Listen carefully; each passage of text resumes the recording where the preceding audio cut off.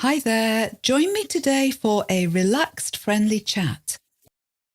And let's explore the joyful world of gardening together. This is great practice for you understanding spoken English with a relaxed subject and more of a conversation, really. Let's look at evolving UK gardening trends. Look at how changing weather patterns are changing gardens and creating eco-friendly spaces that encourage wildlife. Have you ever thought that perhaps those old-fashioned annual flower beds and well-trimmed lawns aren't the future of gardening? Perhaps chaotic, natural growth and sustainability is taking centre stage in your garden too, shifting the traditional image of the garden, especially the English garden. I thought I'd give you an update today on my garden personally, but also on trends, things that are happening in gardens in the UK and how our priorities are changing.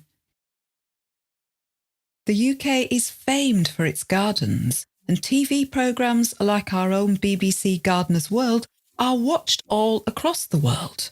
We know this because many of the gardens featured in the Viewers' Gardens videos come from people in different countries. And you know how I mentioned in my news podcast last week, 651 that is, that it's been really dry and little rain in the UK this summer and for the past couple of years. Well, we have had some rain now since that podcast, and it's sunny again.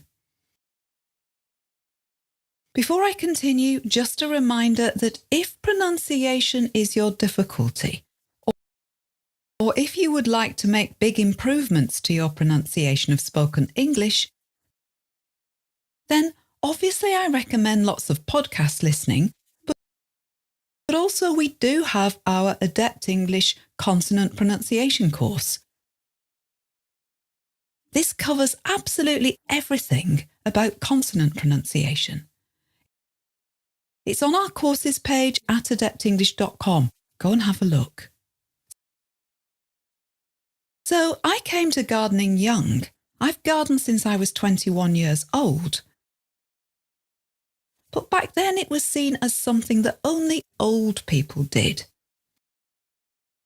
Not just that old people had more time for it, but really that only old people would want to do gardening. But have you noticed how gardening is experiencing a surprising revival amongst young people? Maybe you're one of them. What was once considered an activity for the older generation,